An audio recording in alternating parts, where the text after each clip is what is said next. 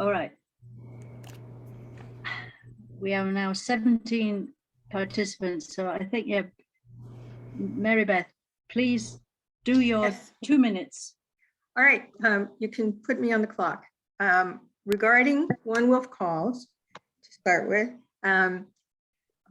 we submitted a request to the board to consider funding a part-time position to coordinate the calls going forward in some way to help continue them amid staff shortages or volunteer shortages. And at the last board meeting, the board decided that they would put together a subcommittee to look into that. The subcommittee hasn't met yet. We fully expect that they will, and they'll come up with a plan that you'll all hear about whenever they come up with one. That's One Wolf calls. We do have a call scheduled for July. We may have one scheduled for August, but there will not be one this week for June. And that's good because we're encouraging people to do the PPC thing anyway. Okay. Actually, Mary Beth, there might be one this week for June, as you and I discussed earlier, but I haven't had the chance to follow up on. I'm suspecting there won't, but maybe Darien will pull a rabbit out of a hat. So, okay. In 2 days. In 2 days, right. Good luck with that. And the other thing was the mini grants. And as we have said at the last 2 program meetings, I think, the mini grant committee said that we will not have a report and have not done anything else on this. We won't have a report until October at the earliest. The June mini grant schedule was adhered to as usual. Nothing changed. Nothing will change until we meet again and come up with something. And I suspect that our plans may be subject to even more change now that Jennifer is on board. So we have nothing to report on that either. End of report. Back to you, Cheryl. So I have a question. Did anybody, thank you, Marybeth, did anybody actually make an application by the June 15th deadline for a mini grant? Yes. 3 people. How many? 3 applications. 3 applications, okay. So people are paying attention to it. Yes. And there are people on the mini grant committee who are able to evaluate, et cetera, et cetera. So Yes. it's carrying on. Excellent people. All right. 3 of Great. them. All right. Thank you very much. All right. So now we're on item 3 on the agenda, which is revisions to the April 5th program committee meeting notes that Darien did a fabulous job on. And Darien, the only issue I have with them is you had a nice list of who was present, and you put me in the Earth Democracy Committee, but I'm not. So I'm in the Disarm Committee. So after each person, you put the committee they're on. Yes, I thought, Cheryl, that you'd become over-focused and it would be worthy and worthwhile for you to branch out a little. To something else, right? Okay. Does anybody else have anything that they wanted to say about those notes that essentially are a correction of fact? I would like to say that for anybody who is a literalist, you need to understand that Darien makes wry jokes now and again. Thank you for explaining that, Ellen. I'm sorry I get carried away. All right. So one small revision that I'm sure will be done and kept in the archives. All right. So finally, we are to item 4, which we're calling check-in, and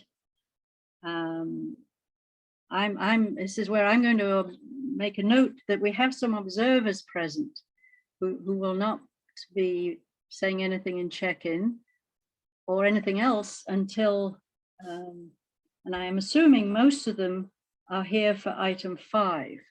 So I'm just going to look down and kind of check for myself. That's why they're here. So April Roomery, are you here for item 5, the new proposal for a new committee? Yeah, I know you're April is here. You need to unmute April.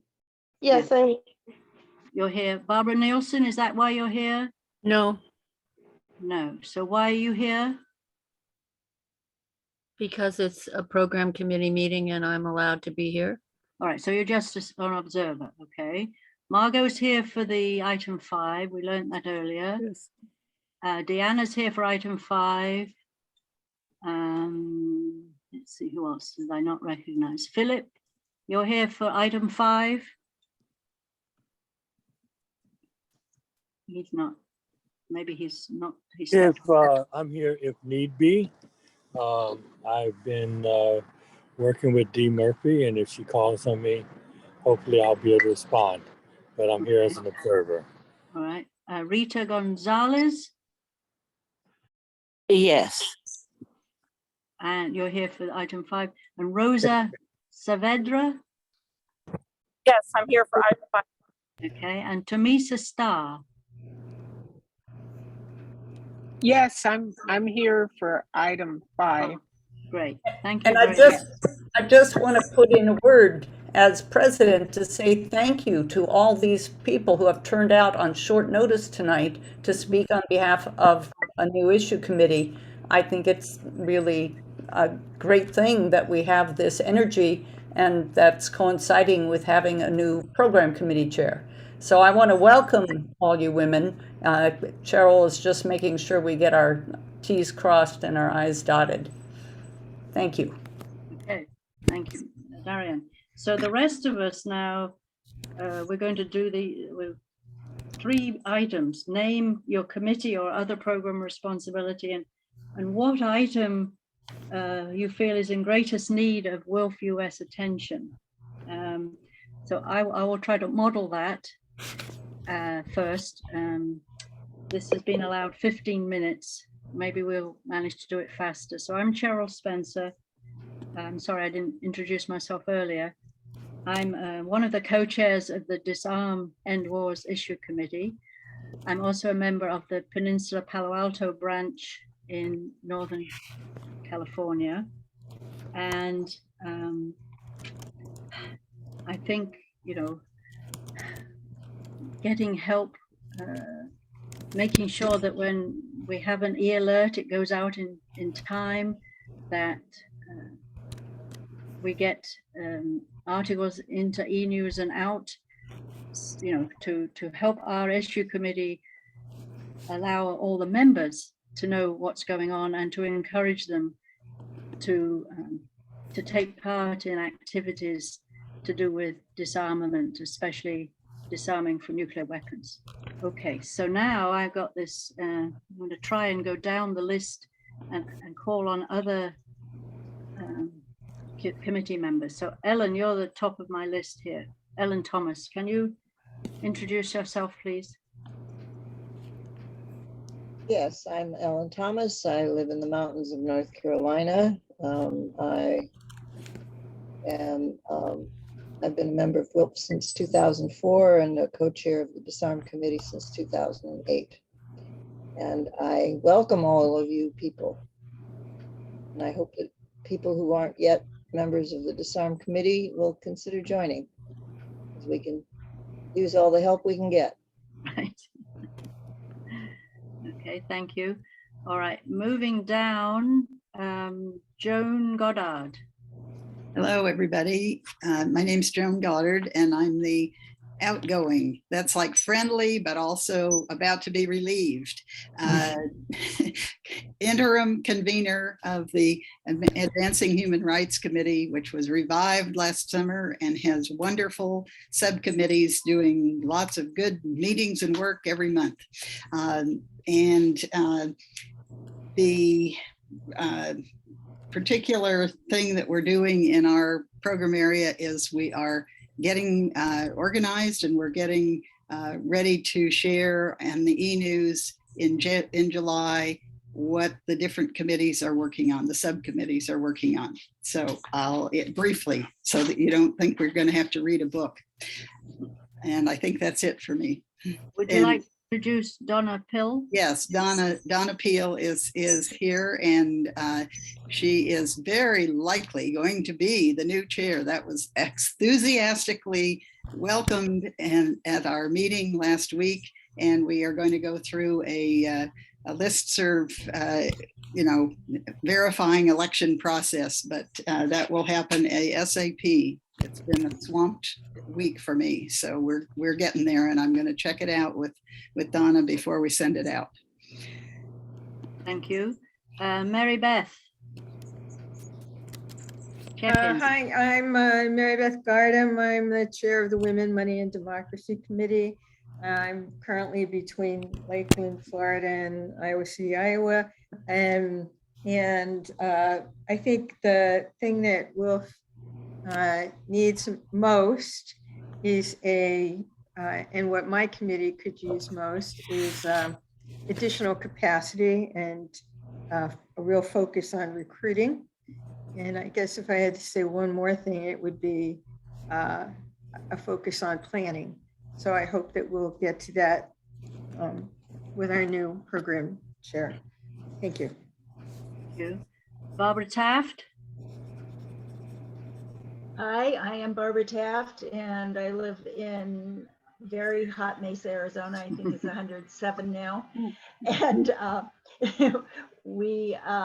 I'm co-chair, also outgoing. Hopefully, we're working on elections for a leadership team of the Middle East Peace and Justice Action Committee, and I am chair of the Greater Phoenix branch of WILPF.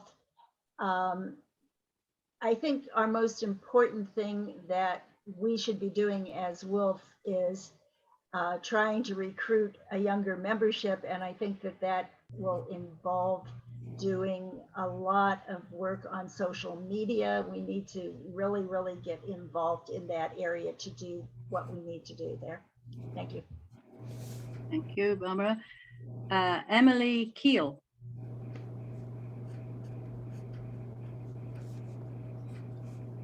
Asking you to check in, please. We can't hear you. She's not muted though. Maybe her volume isn't there. Emily is not muted according to Right. Can you hear me now? Yes. Yeah. Oh, okay, sorry. Emily Keel from the Triangle in North Carolina, and I'm the liaison from WILPF to Poor People's Campaign. So what I think I would ask of WILPF US regarding the Poor People's Campaign is, give some attention to the 140 million poor and low wealth people. Your presence in DC would be the greatest contribution you could make from June 18th. And since I think there's only maybe one person on this call that's going to be there, other than me too, okay, well, board members too. The next best thing I think would be to watch online with someone or alone, and to support it with money. They have asked for donations, and I'll get to that later in my presentation, but letters to the editor to support the causes that are elaborated on would be helpful, but let's focus some attention on this critical problem in our country. Thank you. Thank you. Nancy, you're next for check-in. Yes, hello everyone. This is Nancy Price in Davis, California. I've been a member since 2002. I meet up with the Sacramento branch. I'm co-chair with Randa Solek of the Santa Cruz branch of the Earth Democracy Committee. Many of the folks who've spoken before me have said much of what I might say and endorse. In addition, to add that Earth Democracy's principle, one of our main focuses is going to be on climate justice, women, and peace, how we can work with Disarm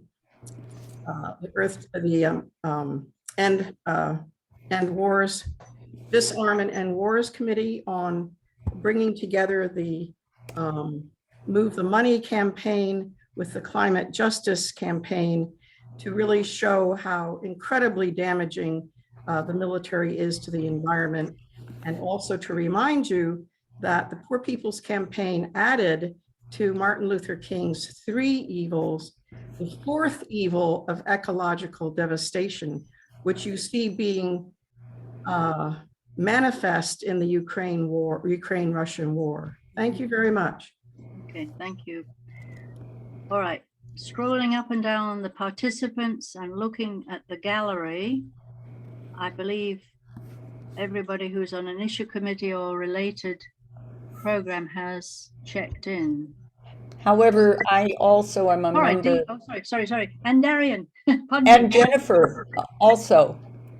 Okay, Jennifer should certainly check in, but I'm Darien, and I am glad to see as many people here tonight as are here in terms of WILPF issues.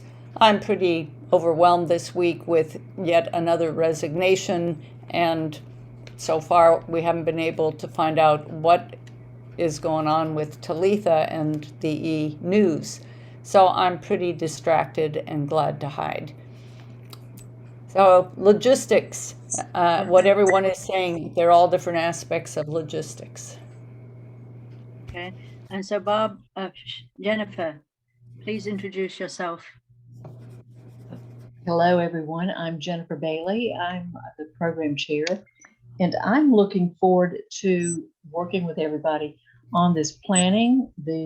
Hopefully will lead into getting some more resources, and I'm very excited about the potential here for all the things that can be accomplished by this group of very talented people. Thank you. Okay, thank you everybody for your check-in, for giving us a sense of what we're all concerned about. So we are now going to move on to item 5, which is a new issue committee being proposed by Dee Murphy, who is, I thought you were from North Carolina, Dee, but that I see you're actually Minnesota. Did I get you wrong? I'm so sorry if I did. We are following a process that was in the agenda, if you wanted to go and look at it, how to form a new issue committee. There are actual rules and guidelines that were written some years ago. And one of those steps is that you need at least 5 people geographically spread around the country who are interested in a new topic, and they are to come to a program committee meeting such as tonight and make a presentation, and we all listen to it, we ask questions, and this will be, so all of you in the new who are representing this possible committee, this is the period where you can speak. And actually I now believe that Darien, you wanted to actually facilitate this section? I'm fine doing so. I actually would like to kind of turn things over to Dee and let you facilitate it, Dee, because I think you know what you would like to do at the time, and I'll facilitate the Q&A portion. Okay. Thank right. you. All right. Thank you. Did I understand we were allocated 20 minutes? Yes. Okay, so in the first 10 minutes, we'll give a little bit of information about what we're working on here, and then we can follow up with the Q&A. First 10 to 12 minutes.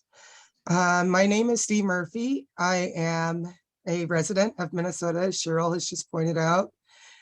We are on the 1-year anniversary of my joining WILPF as a member, and have been privileged to be able to work with different groups and different subcommittees and issue committees, and learn a lot about the work, and hope to be able to continue that work with the committees that I am participating with. Cheryl, do I have permission to share my screen? Do you have, who's facilitating? I believe that everybody should be able to share their screen. So try it, please. Wonderful. You have a share screen link at the bottom there? I will Yes, make you oh, well, you were able to do it, but I could make you a co-host if not. But it's not. No. Okay, wonderful. So Just a brief synopsis of what we're doing. Can you make that larger, the print, 3 or 4 times as large? Larger. Let's see. Sometimes, Control plus. yeah. Yeah, we can try a control plus. Hold on 1 second. And you need to have your view page width rather than. Oh, this is percentage. coming I out. go up to 200%, but I was going to read it anyway, so it's okay. Okay.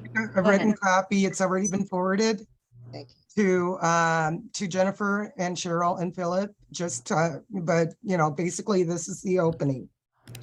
So the focus of domestic prisoners of war, which is the committee that we're working to form, and that's DPOW for short, is to highlight critical issues that directly affect American society surrounding violence perpetuated against those who are held captive in their homes by people that are supposed to love and care for them.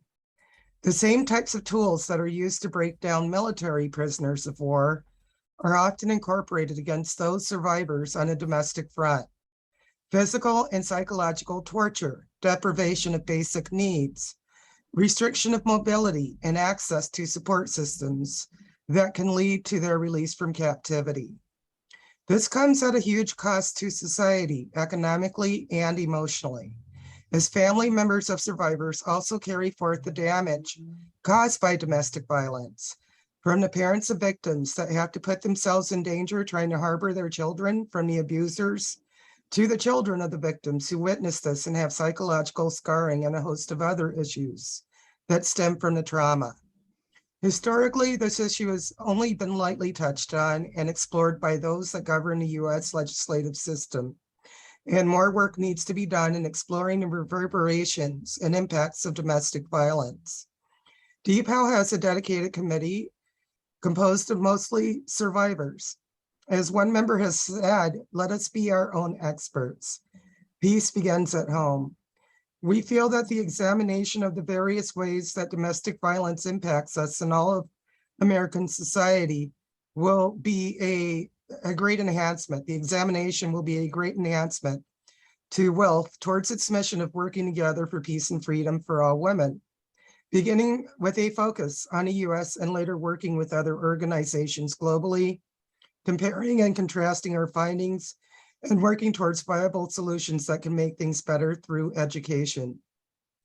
If we are only successful in educating, working with a small group of people at this time, this reverberates in many areas and will continue with a ripple effect until lasting changes are made to protect those who are having their vulnerabilities exploited by those with predatory intentions.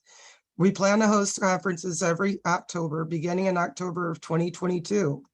October is Domestic Violence Month, and there are other stages planned that we have as well that can be discussed at a later date in our 3-year strategic plan.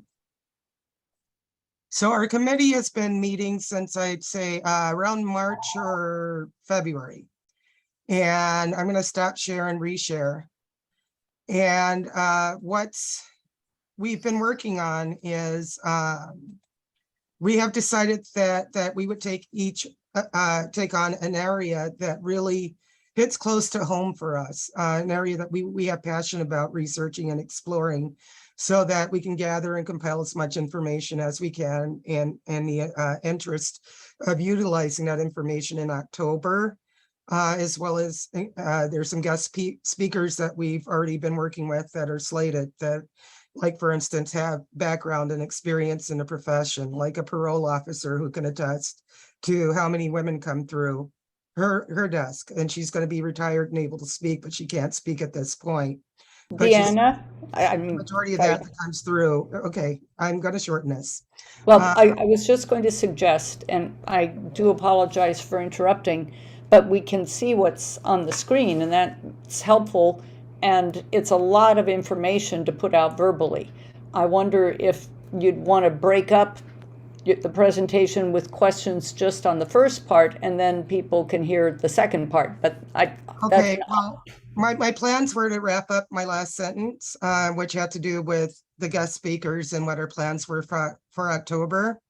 And then at this point, I was hoping that we could allocate 2 minutes to each of the people on their various topics that have been working on this committee. So if permitted to do that, I'll take down the screen share. And Rita, if you'd like to begin, or Tamisa, or April, or Margot, or Donna. Thank you. This is Rita. Okay, I wasn't expecting to be first, but okay. The topic that I chose was child sexual abuse. It's listed as CSA, which actually stands for Adult Survivors of Child Sexual Abuse, which I am one of them. And it does affect you until adulthood.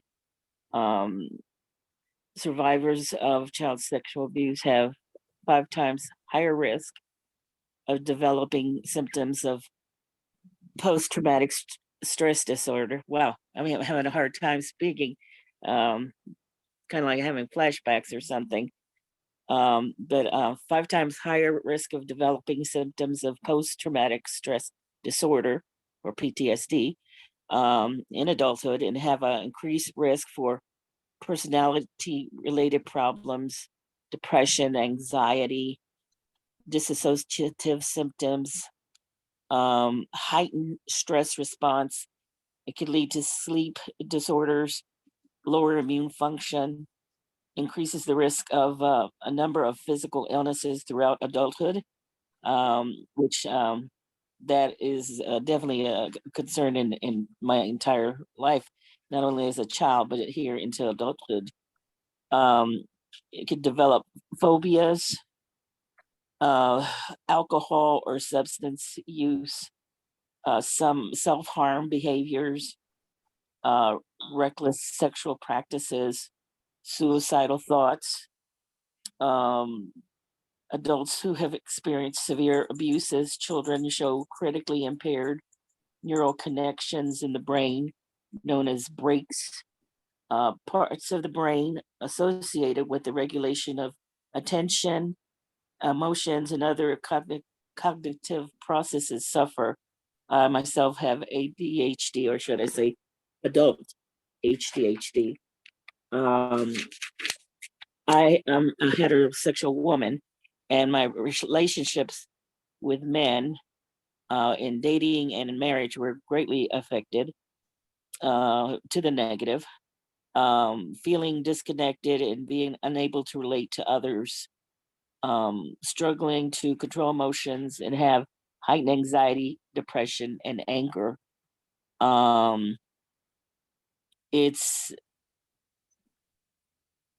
a difficult thing, but I've been working with the therapist. And the reason I want to work on this particular subject is there are a lot of women out there that suffer from this, and they are silent. They try to live as best they can and continue to do whatever they're doing, but they have this that they're suffering from and don't know how to deal with it. And those that do know, that are working on it, it's a struggle every day. So I want to bring more awareness to this, and in hopes that it will help other women. And it's also very therapeutic for me to work through this process by helping others. And I think it's very important for us to work on this because, like they say, charity starts at home. Well, I think peace and freedom starts at home. So we can't put out there what we don't have inside ourselves. So we have to work on peace and freedom in ourselves, with finding that within ourselves to be able to project it out into the world. Did I go over 2 minutes? Hello? I'm speaking up to say thank you for being so articulate and passionate in what you presented. I'm the vibes watcher, and I don't know if the timekeeper would be able to keep time on a presentation like that, because what you've said is moving, and obviously you feel it as well. So as vibes watcher, I wanted to just say, wow. And also, I frankly don't know that it's, Dee, I appreciate that you've put this together and it was great to hear from Rita, but I think it would be problematic to ask each woman to limit herself to 2 minutes when talking about something as this passionate, and yet we have limited time available to us and got a late start. So I don't mean to silence people, and yet I think if we could go directly to Q&A but ask a different member of the committee to respond to each question and to convey some of what they want to say in their responses. Okay, and I also want to say thank you to everyone for hearing us. Yeah, we don't need to do the entire presentation now, but I really want to thank, just let everyone know that this is a committee comprised of older and newer members. So we have 3, soon to be 4 new members that are coming into WILPF because of this issue. And it's being worked on presently as well. We have the support of Donna Peel, who's a member of our committee and has experience in working with other organizations that have worked with us, and she'll be bringing us as well. We also have George Friday, who will assist us with the conference, and who am I overlooking that's long-term here? There's a number of people, but as you said, time is short, so we'll go directly to Q&A, and that's fine. Well, actually, you've done very well. You still have a minute. 1 minute left to the entire presentation? No, for that, I think it was 2 minutes per person. Is that right? Yes, and so yeah, it would be nice to hear from other members, but It's entirely up to you guys. As well. I'll go. Tamisa. I mean, I'll make a comment. Thank you, Dee. Thank you. Good evening, everyone. My name is Tamisa Starr, and I live in Northern California. Is it okay for me to turn my camera on? Yes. Okay, just so everyone can see that I'm a real person. All right. Anyway, I would like to comment on my presentation was going to be on domestic abuse in the caregiver disabled person relationship. And I just wanted to say that adults are viewed as being in control of their own affairs. And when there is a disabled person, they are dependent upon their caregivers, much in the same way that a child is dependent upon an adult. Even though they can make their own decisions in many cases, but they depend on their caregivers, say for medication, they're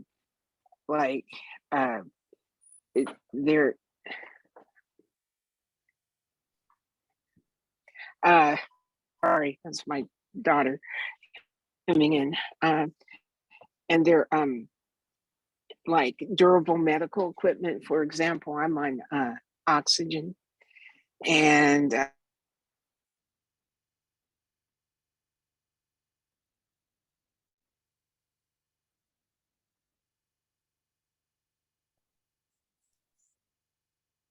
has Tamisa's sound gone out, or is it me? No, I think you're right. It looks like she dropped off. It doesn't show her as being muted, but we can't hear her. So Tamisa, hi, if you can hear us, unfortunately your sound is not working at this present moment. I think she's completely dropped off. She's not on the roster. No, I can see her still. Okay. There, you're unmuted. But maybe she said sufficient. Well, we apologize. Did Rosa or anyone else She's from still the talking. Oh, okay. That was very important I'm sorry, aspect to be able to understand. Time, so We're being rushed But for time. we can't hear anything, Tamisa. Maybe she can put it in the chat.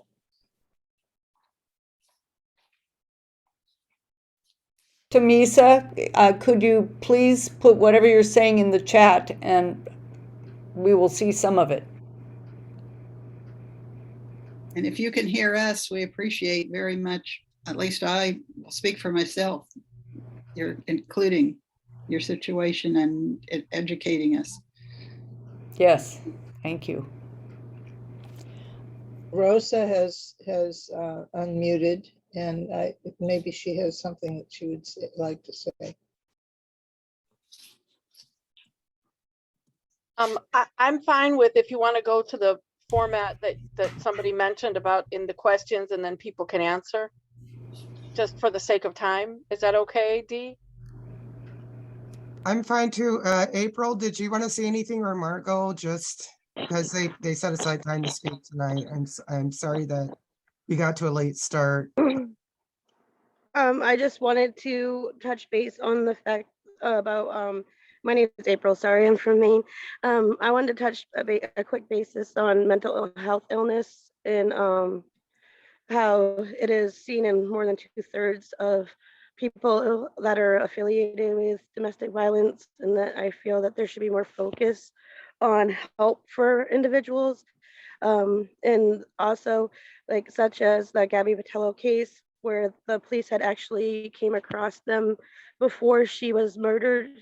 I believe that we should focus on finding ways for the police to recognize those mental health situations and dangerous circumstances ahead of time before it ends up in, the worst outcome, like in her situation where she ended up murdered and her long-term boyfriend ended up taking his own life, which you see a lot amongst families with domestic violence, where they'll even take the children's lives and their spouse lives and then their own.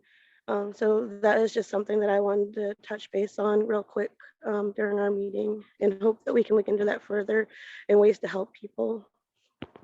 Thank you, April. And April has a focus also on the mental health of the abusers.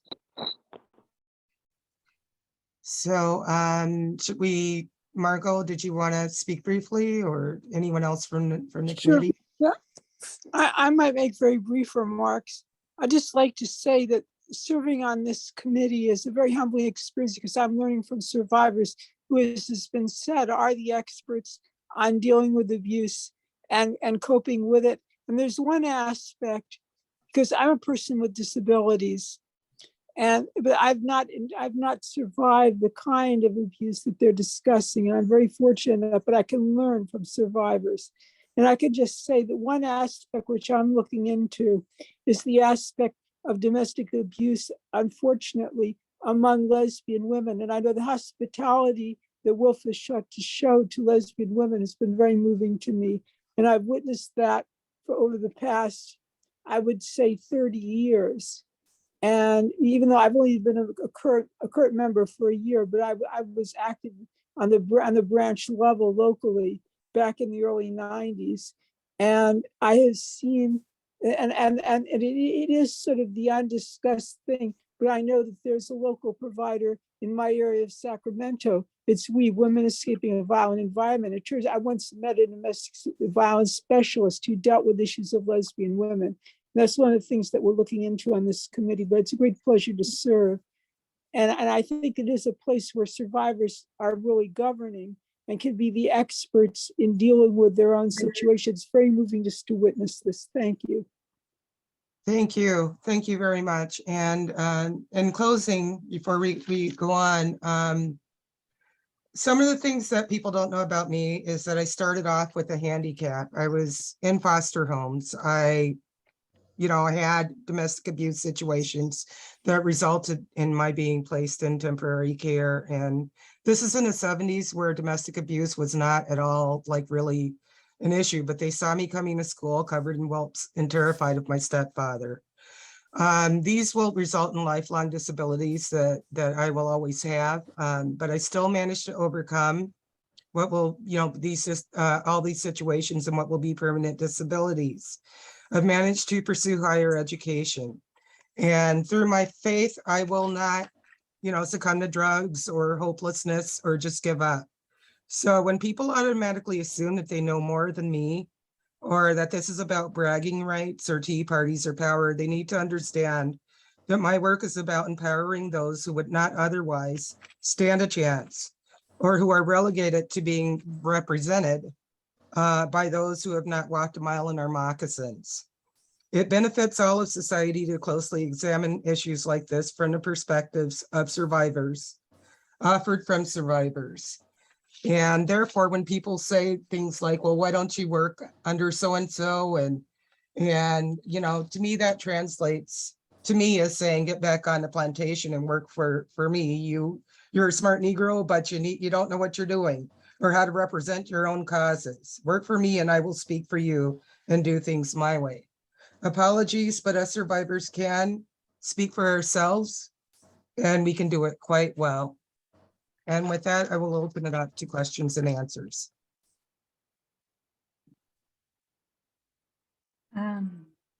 Okay, I think my hand went up first. Yeah, I don't see any other hands up, and Barbara Taft. I don't see Barbara's hand up now. Oh, but I'll look. Yes, now I see it. Okay, go ahead, please, Cheryl. So, would you have any focus on the use of guns in domestic violence? We have these awful situations in Uvalde and the multiple killings in that supermarket. And my reading is that, in fact, guns are used a lot in domestic violence and cause a lot of deaths. And I think if we could draw in that aspect of this issue, our members might find it easier to connect with your suggestions. Thank you. And that's a very good question, Cheryl. I don't think there should be any issues with connecting with this committee. This is integral and reverberates on so many levels. My focus is on economic impact to society. So in time, people will begin to see not only the loss of income from survivors, but all the costs associated and surrounding. And there's a lot of them in many layers. Domestic violence. We do have some overlap with some of the other committees. However, gun violence in society isn't one of them that we'll be focusing on. Thank you. Sorry, is or isn't? It's not. It would be in direct relation to domestic violence. It would not be. We're not trying to address issues of, people going out and shooting up society. I think the Disarm Committee and other committees can cover that aspect of things. Right. Can I say? Yeah, I meant domestic violence use of guns. Can I say something on that? Excuse me, who's speaking? This is Rosa. Okay, you're on the committee. Yes, please go ahead. I'd like to say, as a survivor myself, that guns are just one of the many weapons. So that's why I think it's really important that survivors understand this, that it is not necessarily a gun issue alone, because abusers will weaponize anything. And like somebody already spoke to, the mental health exacerbates things, so that people can, abusers can use emotional abuse to cause death that a gun could have caused, by causing people to, and this is what I have seen, throw themselves in front of moving traffic and kill themselves, right? You don't need to have a gun to do that. It's just weaponizing abuse, and guns, yes, are in there. And as a survivor, having been threatened with a gun, had been threatened by many other things as well. So I think it's really important that instead of, to create a space where people can not only create a strategic kind of approach to share this with other people, and I think that other folks need to understand that if this is not a shared experience that you can relate to, then you're really needing to listen to and gain from. And it's not about connecting. I understand what you're saying, but I don't think it's about connecting and understanding why there should be a separate committee. There is a big gap between understanding what survivors or what domestic violence in the many different facets it manifests creates. And in this committee allows for a space for that to happen in an organic way through survivors' voice and alongside people who understand that there is much to learn. And when you walk alongside folks, that's it. I think that actually Rosa just touched on part of what I wanted to ask. There is a tendency among people to rather patronize people in your situation.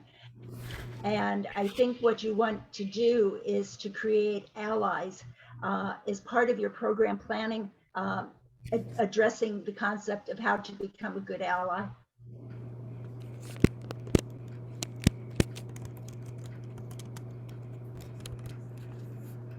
I think that's a question for you, Dee. Oh, I'm sorry. Was it a question or?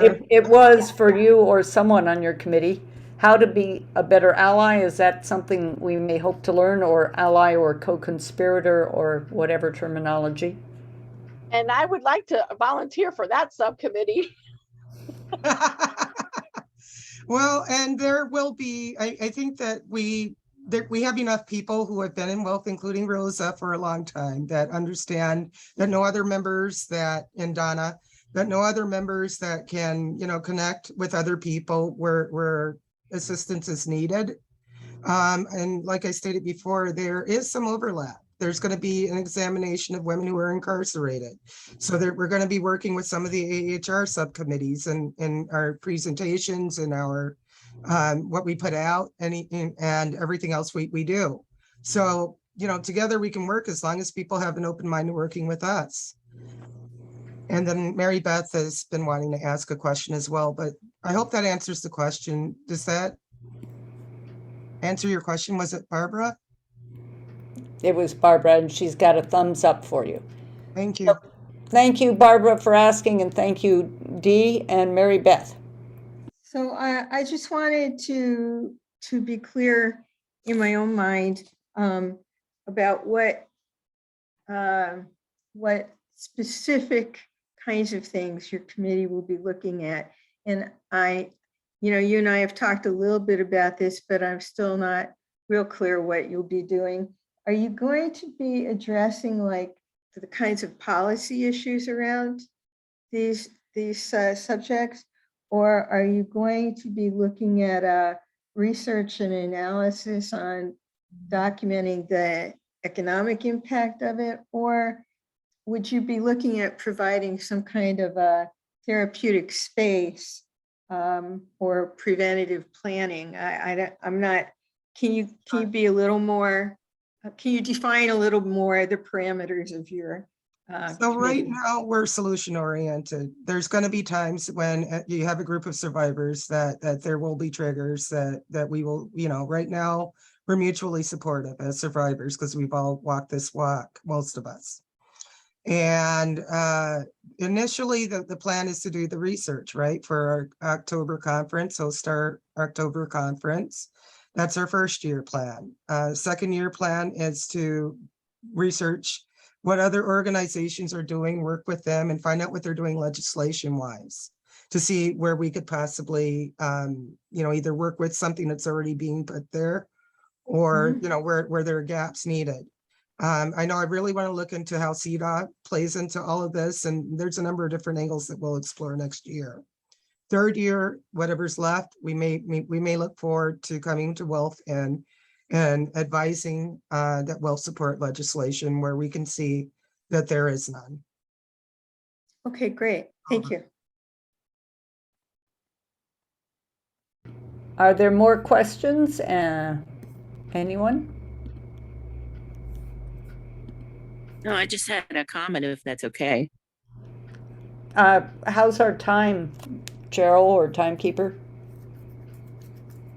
I think we've got time for a question. Well, it was more of a comment. It was in reference to what Rosa Xavier that I said, that anything can be turned into a weapon. Anything can be weaponized. One of my older sisters' husband abused her with naval oranges. I was present, and he came home and she got the wrong naval oranges, and he started assaulting her with the oranges, and then proceeded to take his belt out. So anything can be turned into a weapon. That's the only thing I wanted to add. Especially your heart. So are there any other questions?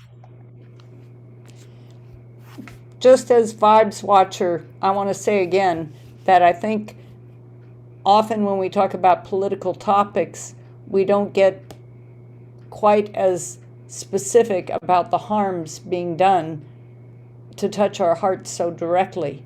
And maybe this is something we can also learn from this committee about how to bring the passion to our work and communicate it to others. But I wanted to acknowledge the content we're talking about. Thank you. So, yes, Joan, are you asking to speak? Yes, just in terms of the growth of the committee and your presumably planning to let other people know about it and welcome them, but I hadn't heard that in the discussion, so I just wanted to ask about it. Thank you, Joan. So right now we're at 9 members, and it's only in a couple of months. We are, like you said, as an issue committee, we're open to anyone who's coming in. We are currently working on our bylaws, which will of course be a reflection of WILPF US's bylaws. And personally, we'll have to make a couple of tweaks because of the sensitive nature of the meetings. However, I did speak with Marybeth Gardam yesterday, and I had worked with her on the what is it called again? It's kind of like an agreement among the committee agreement. I'm sorry? Committee agreement. A committee agreement, and I asked her if we would be able to use it for DPOW as well. And Marybeth was kind and gracious enough to say that we can. So we will, have that in place by the time everything's publicly announced. I suspect we're going to grow pretty quickly because this is the elephant in the room when it comes to women's issues. Thank you. So are you asking for a decision on this or just letting us know about it, Dee? That's funny you should ask, Marybeth, because that's what I just posted in the chat about. I'll just read the chat. Barbara had asked basically the same question about the procedure tonight, and it's unclear. This is the first new committee to form since at least 5 years ago when temporarily there was a committee in Houston on immigration, and none before that for at least 5 years. So in other words, this is not something we do all the time. So we'll see if the program committee members feel ready to vote to form this new issue committee. If this committee votes tonight, then Jennifer, on behalf of the program committee, will report out to the board about the decision of the committee and her recommendation, and ask the board then to approve the new issue committee. And while we, as I say, haven't done this in a long time and don't have very clear records, we do have a record that says that's what we should do. So we're going by that one. Ellen for the stack. Yes. I would like to make a motion that we accept this as a new issue committee, and I think it's profoundly important.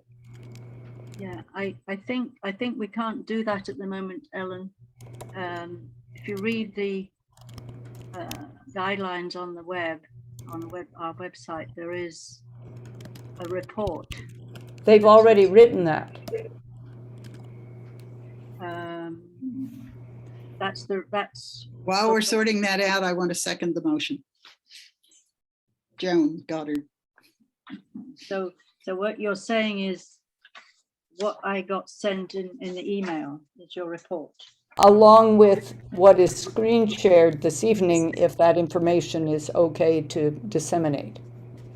I don't know, Dee, what the status of confidentiality is on what you shared with us tonight. It will be seen on the recording. Right, I mean, the Let me presentation- ask Dee that for just a moment, Cheryl. I think the report is fine. It's ready to go. I had submitted something to Joan Goddard, I believe a while ago when we were initially considering the AHR. But I think the one that we have is fine. If there are particular questions that Jennifer has as the program chair, she can certainly communicate with Dee to have a more fleshed out report for the board. Yeah, we learned a lot more through the last half an hour than is in the piece of what I received in email. And the board doesn't want to take the time to have to read a full transcript of what we did here and is of value, and I hope that we'll be able to communicate in the future, but the board needs something concise. Right, so I think things should be added to this email, 3-4 paragraphs. It seems to me that can be done and it still has to go to the board, but if we could, as a committee, if we could agree that we like the idea and we think that it should go to the board for consideration, I think that might make things happen a little faster. I don't see why we have to nitpick about details. It's the idea of, do we accept this as a committee? We don't need to know everything that they have written or are going to write.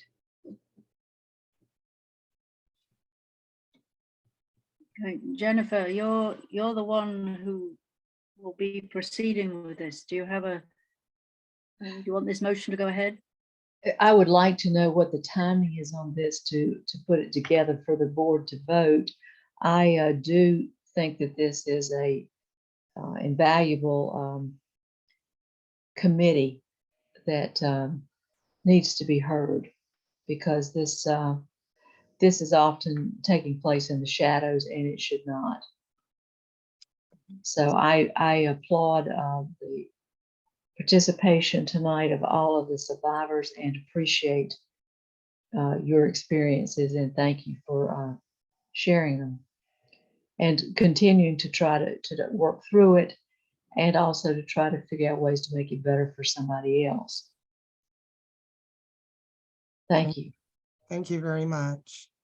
And so, and I'd like to say that in the formation of the committee, we did follow what was publicly posted as to the requirements for the formation of this committee, and have been communicating with some of the board members and following all the steps. So I'm not quite sure. I was of the understanding that you all wanted to know here on the program committee what we were doing, which is why we came with a little more information than was posted in the synopsis.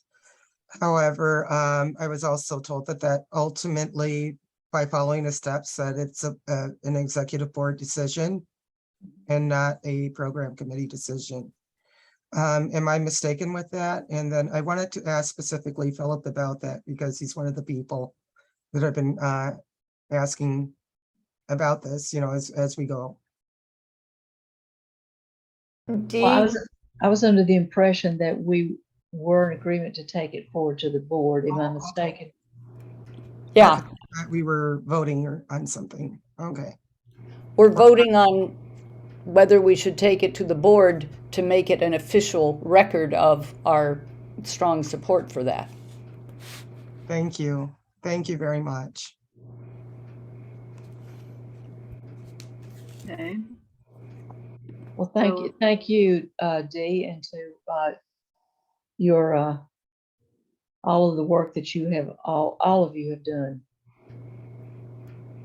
Amazing committee. Thank you to them as well, other members. So Darien says proposal for the board meeting at the end of July. And if you can get a report by the third week of July, that should suffice. And Now, additionally, I would like to call the question, unless there's further discussion, for this program committee to vote in favor or not of sending this to the board. And I think people are mostly in favor, so could we start with twinkling? And if we don't get enough twinkles or it's not clear, we can do a formal vote. right. So this is a twinkle. So I know that we have in July the International Congress. I know that Dee is one of our delegates there. And so I'm not, Dee, is it in your capacity to work on this by a end of July board meeting? Or do you want to put it off on account of your other responsibilities? I think Dee must be very eagerly ready. Now there is a, Thank you. I really don't feel, I mean, I'm not sure exactly what you're looking for, in terms of a letter to you. I don't believe that every step of every detail of everything we're doing should have to be laid out. I think we're very clear in what we're doing and how we're doing it. So I'm not sure what more. Dee, you already sent a report to Jennifer, I believe, the one that you sent out to several of us. And you and Jennifer can confer if there's something that she, as program chair, would really like to have added to that report. But from Jennifer, I believe you're quite willing to be responsible for submitting a good report to the board. And Philip, you have your hand up, but I wanted to check with Jennifer first. yes, So- I understand. I was reading Barbara's comment. It says, according to the written policy, the formal report of the program committee needs to be accepted. If I'm not mistaken, we have heard from them, and Dee presented basically what would be a report, and we ask that each member speak. So I think the elements, am I understanding it correctly, do exist. It's just a matter of taking it now and writing a recommendation to the board for approval. Is that correct? I'm understanding that correct? Pretty much. Dee, And you have dinner? Philip wanted to make Because I'm outside. Philip wanted to comment. Okay. I've been working with Dee, and I had conveyed to her all the necessary steps to forming this committee. And I'm happy to see that this committee is going to recommend that it be made official committee and send that up to the board.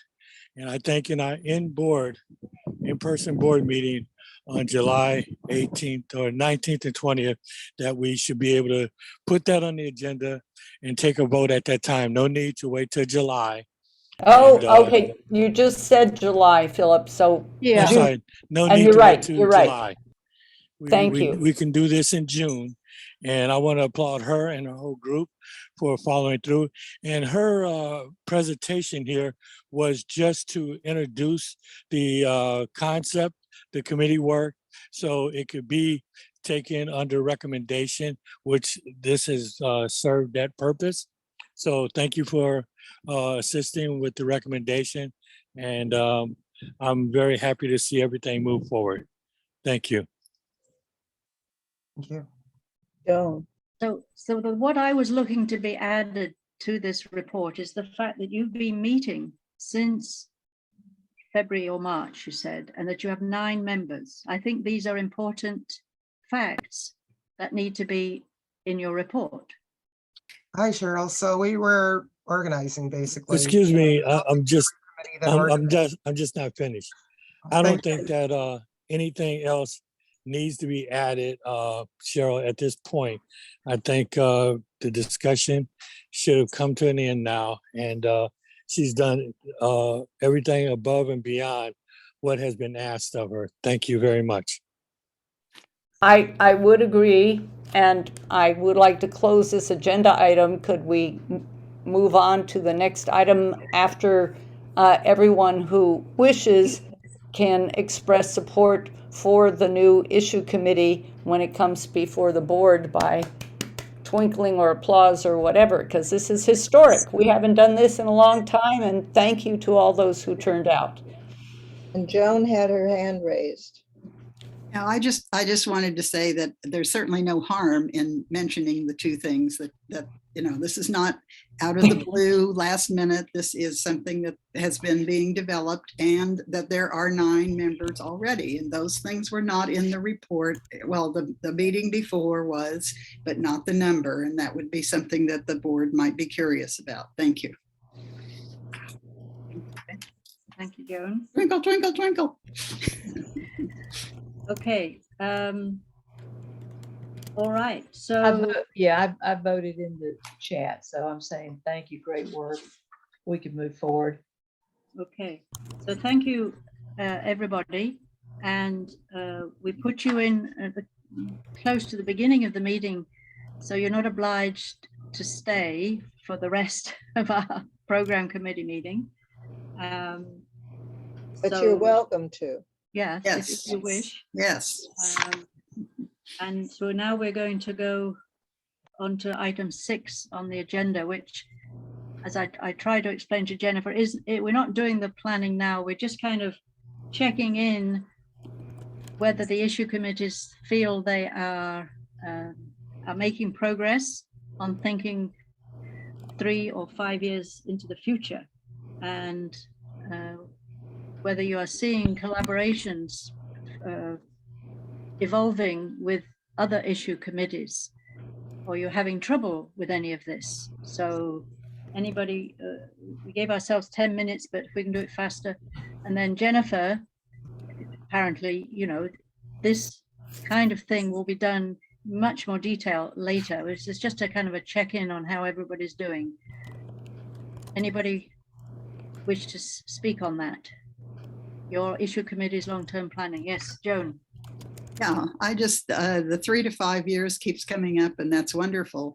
But I think there are some shorter range planning things that maybe are supposed to be understood within the 3-year aspect. But the things that I had seen in the past were shorter periods of time. And I hope that people are doing planning for things that can be accomplished in less than 3 years, as well as looking that far ahead, 3 to 5 years. Thank you. Thank you. Barbara Taft? Yes, the Middle East Peace and Justice Action Committee is in the process of trying to establish a new leadership team. And we know that it will take a little while to get those people in place. And we believe that they should be the ones who are making the plan for the future. So we have set a strategic planning retreat for 2 weekends, the first of them being September 17th, and the second one being 2 weeks away on October 1st, both of them from 9 until noon, at which hopefully we will work out a plan for at least 3 years. And we also are hoping that we will be able to work with all of the groups that are committees in WILPF, because we have something in common with, we think, everyone. Thank you. Barbara. Somebody else, another issue committee, brief comments on how you're doing? Marybeth? Yeah, our committee's doing well.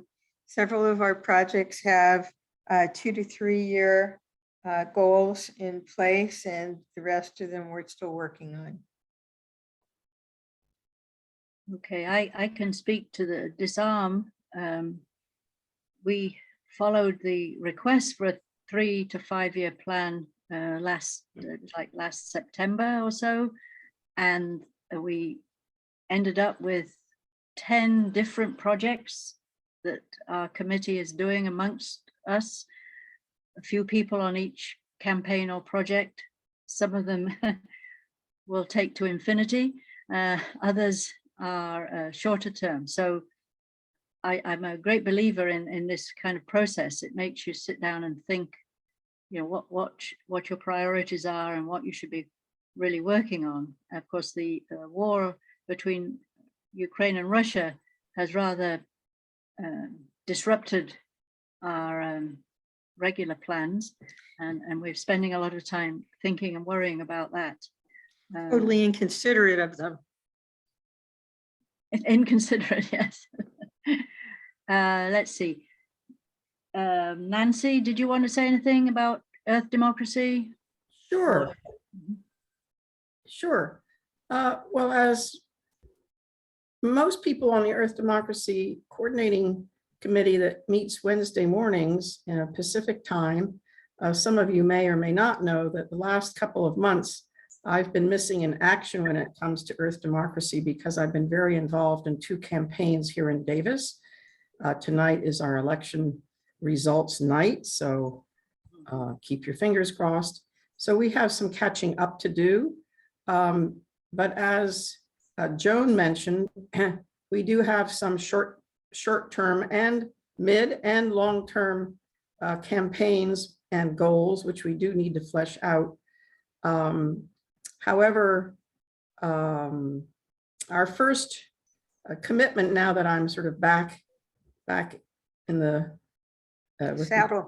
back in the saddle, back in my boots, so to speak, is to send out a survey to our large listserv, which has about 60 people on it. And then also, I like the idea of a planning session that Barbara Taft brought up. And Marybeth, I think, has benefited greatly from that. Also, Cheryl, you mentioned it. So that is an idea that I could take up after I get the proposal that was accepted for the International Congress finalized and that Congress complete. And then I will have those obligations past me and can really focus. So thank you very much. Okay. Anybody else? Really good. Did I cover all the issue committees who are present? Cuba, the Cuba people. We don't have, Lenny's not here, right? Right. Okay. And there's nobody else who's on that committee? Nope. Okay, so, all right, fine. Well, Jennifer, you've heard, you know, some brief comments there on what the committees are doing and what they're planning. And I think this International Congress is kind of a detour that we all need to deal with, and I think we'll all be in better shape after the middle of July. So if that's okay on that, I would like to move to item 7, which is, we said, collegial functioning of the issue committees, and we have several documents that have been distributed, and then Marybeth in particular had a request, and so Marybeth, I'm going to give you, and we're trying to spend 15 minutes on this. If you'd like to begin with your thoughts. Okay, so a while ago, probably 2 years ago, when our committee, Women, Money, and Democracy, relaunched after a fallow period, it occurred to me that there were not as many guideposts for leaders of issue committees as I thought there might have been or would have liked to look towards in sort of rebranding the committee and forging ahead and changing it somewhat. And as we've added more people and as we've gotten more into planning for the future, I've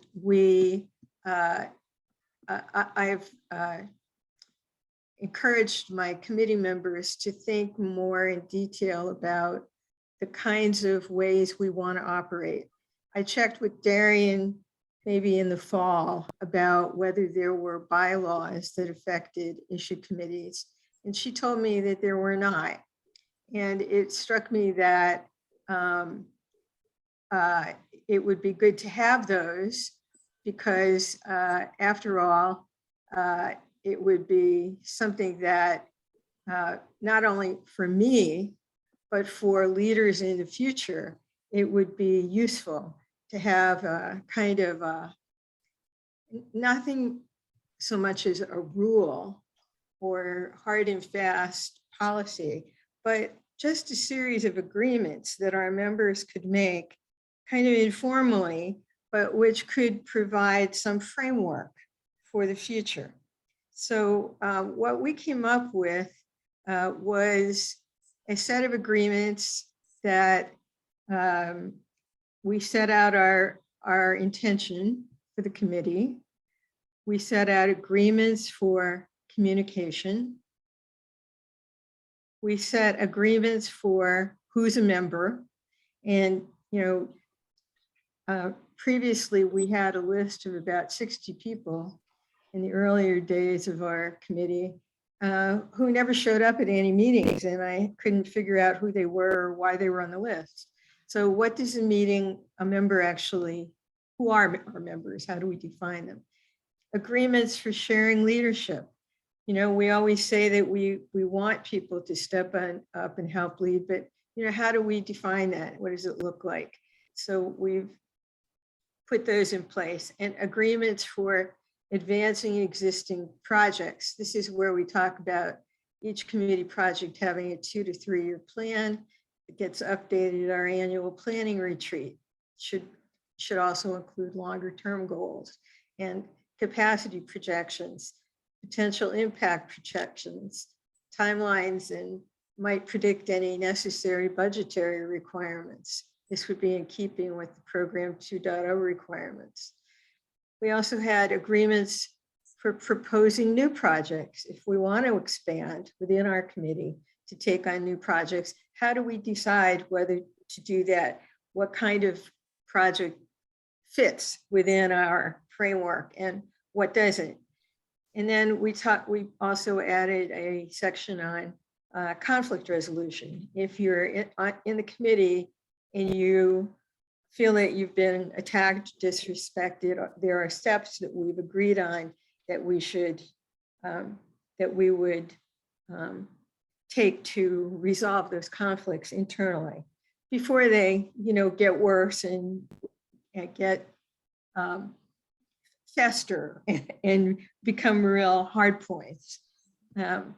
So what I wanted to ask my fellow program committee chairs was, we got to this point, if you feel you've been attacked or disrespected or unheard by individuals of this committee, we suggest you contact the offending party or committee leadership, explain what offended you and why, so that conflicts can be managed, apologies offered, and we can learn how to avoid such conflicts and hurtful behavior in the future. But then we said, well, but if you feel that members of the committees are being unfair, ask for a reality test. So not just one, but you know, more members of the committee. How do the rest of the committee view the offense, and be prepared to articulate what offended you and why, and bring the complaint to the committee leadership. You may be referred to a mediated conflict resolution process. But here, if you feel the committee itself or its leaders are being unfair, you have the option to bring a complaint to the program committee of WILPF and be ready to have the matter decided by program committee chairs. Now, I put this in as a suggestion, and it's not in everything else has been agreed on up to this point. But as I said, if our committee agrees on this, I would have to get agreement from the program chairs, the committee chairs, for them to agree to mediate this. Lenny already said she doesn't want any part of this. But what struck me was that in most situations that a conflict would never rise to this level. And if it did, I would feel that other program chairs might have the neutrality and the experience to bring to the subject to be able to say, this was a real misstep, or it wasn't, or here's how we would propose that you resolve it or not, something of that nature. So that, again, it could be handled either within our committee or within the bounds of other program chairs without having to go to the board to, higher and higher and higher, and well, to try to contain conflicts at the lowest possible level. So my question is, first of all, are other people interested in having this document and using it? We freely make it available. It's now been approved by our committee, and you're welcome to use whatever pieces of it you want. This is not engraved in stone. It's a living document, and we'll be amending it as we go along, probably at our annual planning meetings. But my other question is, how do you feel about this? Would you be willing to help mediate if on a rare occasion a conflict goes to this level? Darien Stack. Yes, please, Ellen yes. Stack. Put your hand up. All right, Darien and Ellen. Anybody else on an issue committee? Joan wants to speak to this. Nancy wants to speak. Okay, put your hands up, please, so I can see you. All right, Darien, you went first. I'm delighted to hear this proposal. I do want to correct a slight misimpression, perhaps. The bylaws do not have any guidelines for the issue committees. However, the program committee has some guidelines for the issue committees, and then the committee guidelines that are broad guidelines are also guidelines for the issue committees. So none of those rise to the stature of bylaws, but they are policies in place over a period of time. Would it be good to know that in November when I asked you about it, Darien? Well, no, you specifically asked me about the bylaws, and I am sorry I took your question too literally. But I'm surprised I didn't say to you that in the bylaws it says the program committee shall regulate the issue committees. And that's all it says, but the program committee has regulated the issue committees, and the information we have is on the website under Our Work. If you click on Our Work and not the various subcommittees under Our Work, you will see more information about the program committee functioning and issue committee functioning. So does it contradict what our agreements are? As much as I could catch of your agreements, I actually couldn't catch them. I was trying to listen and take some notes because it's great stuff. Certainly the conflict resolution proposal you have actually greatly resembles the national WILPF conflict resolution proposal that is being drafted. And so I'd be happy to work with you on that particular proposal. I don't want to take up all the talking time. So those things are underway or in place to complement and supplement what you have proposed. Thank you. Thank you, Nancy.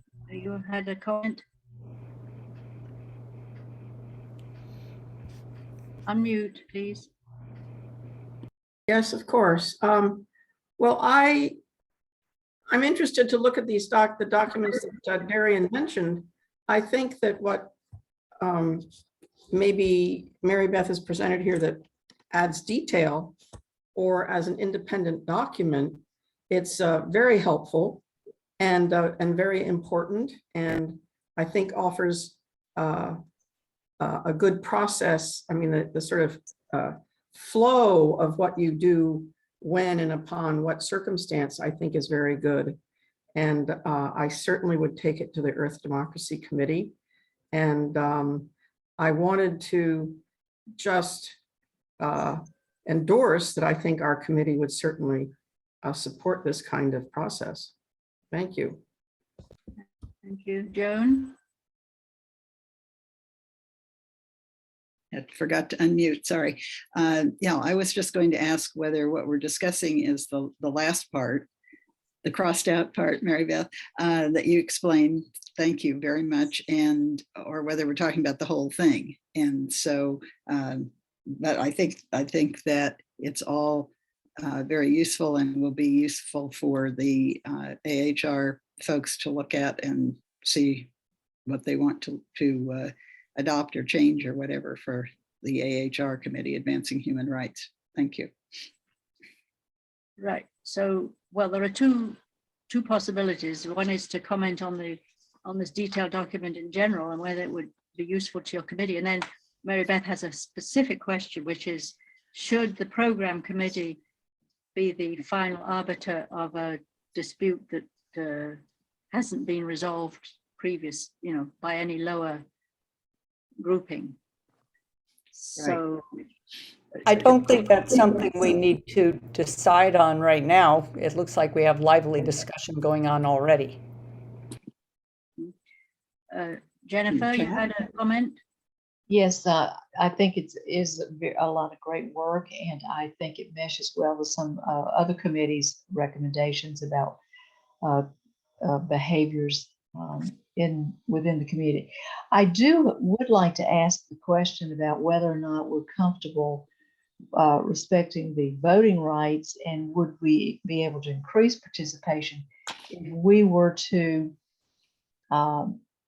provide a written document where people could, just like you think about elections, where people can vote absentee ballots, that sort of thing, if they cannot be there at the time that the vote is being taken, what sort of contingencies could be put in place that would allow full participation in voting, and whether or not these issues can be captured in a document where it's described as to what the vote is all about. Okay, so you're talking about my feeling about most of this stuff, and I'm looking at the agreements on the website now, which are, really quite different than what I've formulated with my committee. What I'm thinking is that within reason, our committees should be empowered to make process rules for themselves that they agree on, that can be amended as they feel is necessary, as long as they don't contradict these quite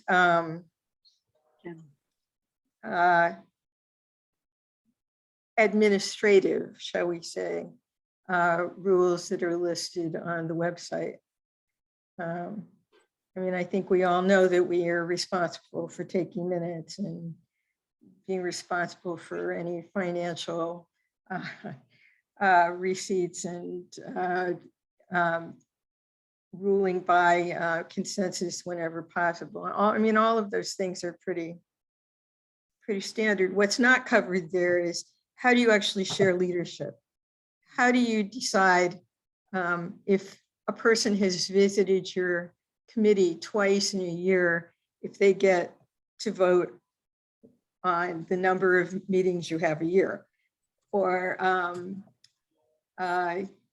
if you're trying to share, if you're trying to bring on a new project, how do you decide whether what the parameters of that should be? the committee should actually be empowered to decide that if you don't have enough people to staff the project, you can't expect the people already on the committee to do the work of a new project. So if you're proposing a new project, you have to have people who will add the capacity needed to do that project. I mean, these are decisions that I would argue that the committees need to be able to make themselves. Right. Thank you. Nancy, you had a further comment? Yes, well, I'm glad to hear Marybeth say that. I think it's very important in terms of governance to have this sort of nested, you know, a nested framework from committee to program committee to what was the next level? Bylaws, I guess, board and bylaws. I think that's an appropriate progression. And I think where we want the issue committees to really be able, who are doing the work, to be able to discuss all the aspects of doing that, to be, you know, productive and efficient, and also, you know, be fair in how they interact with each other and how they do the work. One question I have, and maybe, I don't know if we have time, are we over time, under time? Is there a timekeeper? Jennifer, how are we on time on this? We had allocated 15 minutes. Well, So briefly, Nancy, yes. Yeah, so briefly, and maybe Marybeth's, maybe some other the issue committees have confronted this, because Marybeth brings up, well, if you have a new project, do you have, how many people do you need or want to be stepping up to do that project? So another question for me is, in Earth Democracy, is we have a steering committee, and we've been meeting on Wednesday mornings, as I've said before, but in order to really engage our full list or see who on our full list would like to engage, we of course want an evening meeting. So how does one combine, and maybe this is for another discussion of the program committee, but how does one combine the work of leadership or coordinating with a general meeting? I've seen that be somewhat complicated or whatever. So I think that is a discussion I'd like to have and learn more about. And yeah, thank you. Okay. So I would like to make a couple of comments, which is I found your document full of good ideas, Marybeth, and the agreements for committee membership. I thought that was a good approach. Again, we have 75 people on our committee list, of which 35 never come, never send anything to our listserv. We probably have, 30 people who will come every so often, most meetings. We meet essentially twice a month. That's a lot. And Ellen will know that we used to have a steering committee, and they used to meet once, and then everybody else met the next. And at some point, everybody can meet, come to the meeting. So I think your approach, you've got to have come to several meetings. You have them consecutive even, and you meet monthly? Yes. Yes, so you have three consecutive. And I think this is something every committee should really think about. Well, that's the purpose of this, really, to get people to think about it. And I think we have to accept the possibility that as we go forward with a much more potentially contentious government, that it wouldn't be unheard of to have disruptors placed in our organization. And what if your committee has been working on something all along, and for 6 months, and you're about to approve it, and finally you're voting on it, and somebody who has not shown up for 9 months decides that they're the lone voice, that they're going to gather votes and vote against it? It's like, well, that's not right. Right. Okay. So I've got a sense that we must be up on our 15 minutes here. Real quick question, is there, did we hear from Barbara Taft about this? I can't remember. The Barbara, document. do you have anything to say about how this might apply to your issue committee or be helpful? I think it's something that I need to take back to them so that they can look at it and discuss it. Right. Okay. So there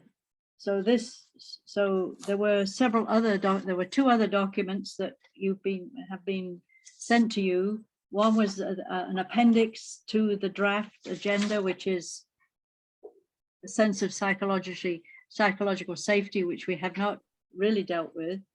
And then there was another document that Darien showed us.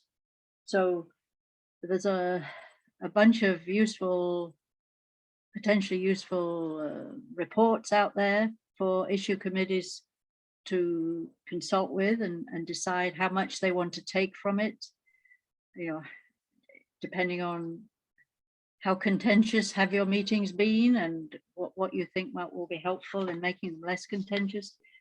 So Jennifer, I think you're going to find that this kind of discussion needs to continue. Yes, yes, I think so. And this Right. is very good work, and I really do appreciate all the thought that Marybeth and her team, her committee, has put into this. And I think it's great that she's sharing it with us. Indeed. Thank you. All right. So if we think nobody else has anything they really want to say on item 7, we'll move on to item 8, where Emily is going to give us a up to 5 minutes status report on the Poor People's Campaign rally. And there isn't a march anymore, it's just a rally. Emily, tell us how you feel that's going. Thank you. Can you hear me okay now? Yes. Good. Well, it happens in 11 days and I'm excited about it. Several of us are going to arrive earlier for events prior to and after the march on the 18th. 5 of us are staying in one location and board members and others are staying at another location. So there are about 15 of us, I guess, that are staying through several days. And we hope to unite and stand at the rally together on June 18th, maybe 15 or 20 people together, perhaps more than that. But additional WILPF members will be coming for the day and are hopeful of joining with us, but there may be such a crowd that that's not going to be possible.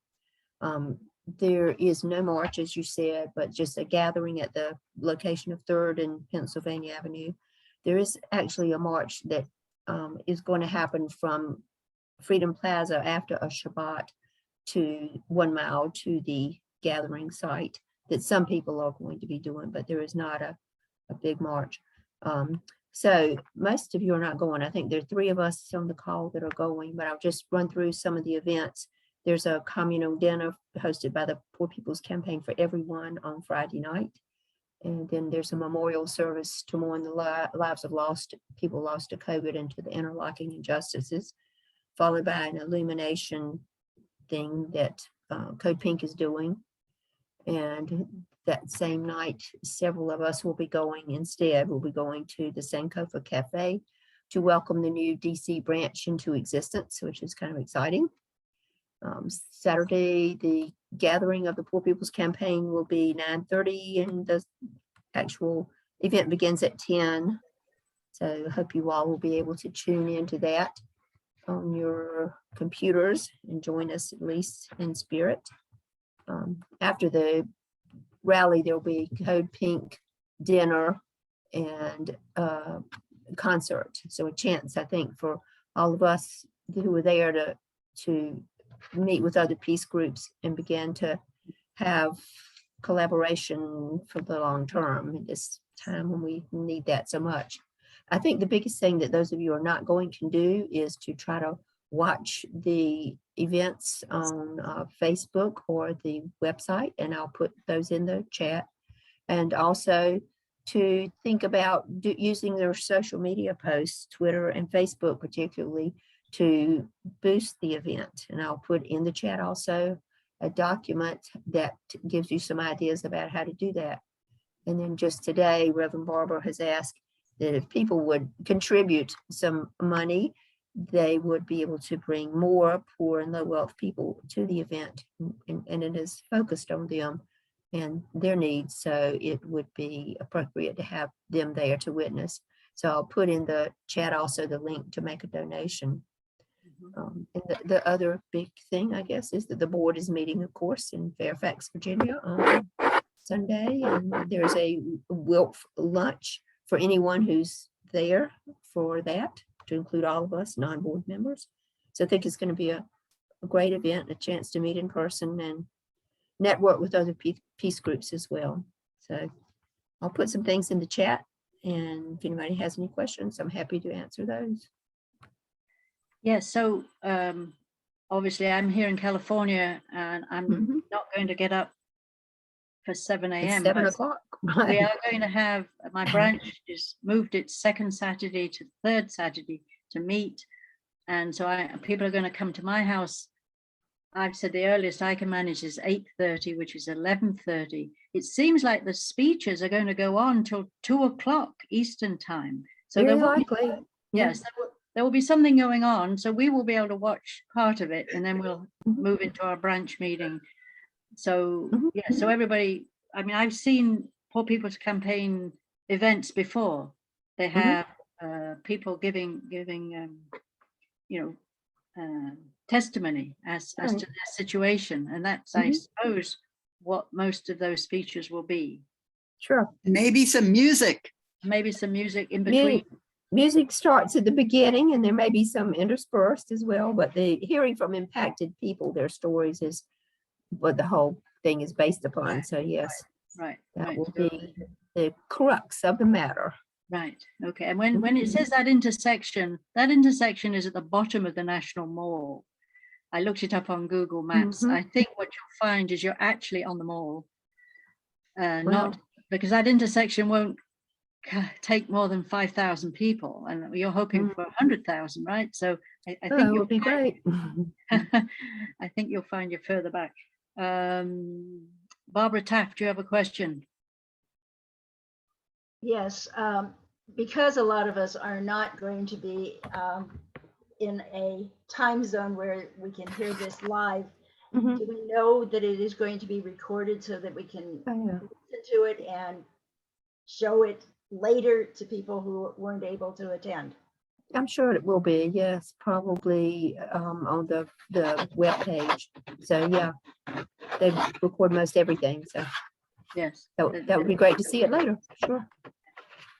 They're very good at doing that in the Poor People's Campaign. So, well, thank you. So Emily, you yourself are going or not going, did you say? Yeah, for sure, yeah. Oh, excellent. I have a car of 4 people going, and we're staying together with a 5th person from Bloomington, Indiana. And then the others are staying with Diane and a couple of other places, but more people are coming for the day and leaving. Yeah, so there is a peace contingent. There are many peace organizations who will have a presence here. Did you manage to go to the planning meeting this morning or not? I did, yes, I did. Right. So the message of anti-nuclear weapons, anti-militarism should have a good showing at this rally. Code Pink is sort of shepherding everybody together and United for Peace and Justice. I mean, they've all been on a committee working on this for a while. And on Sunday morning, there's a 3-hour-long session facilitating discussion amongst all the groups to make some kind of plan for how we will work together in the future. Excellent. Thank you. Well, thank you for your work in helping us in WILPF know what's going on. My branch, we've been involved, since it started in 2018. And so we all wish you luck and good weather. Yeah, well, hot weather is likely. So great. Okay. Thank you. So Nancy, if there's no other questions, Nancy, we'll move on to number 9 regarding our International Congress. There were several proposals submitted for workshops during the week, and we know that Nancy's was one of the ones that was accepted. So Nancy, you're going to share screen and give us a bit of a showdown on your proposal for a workshop between the 2 weekends of the Triennial Congress. Yeah, I don't think I'm going to share screen, just to be brief and share the space with anybody else. I'm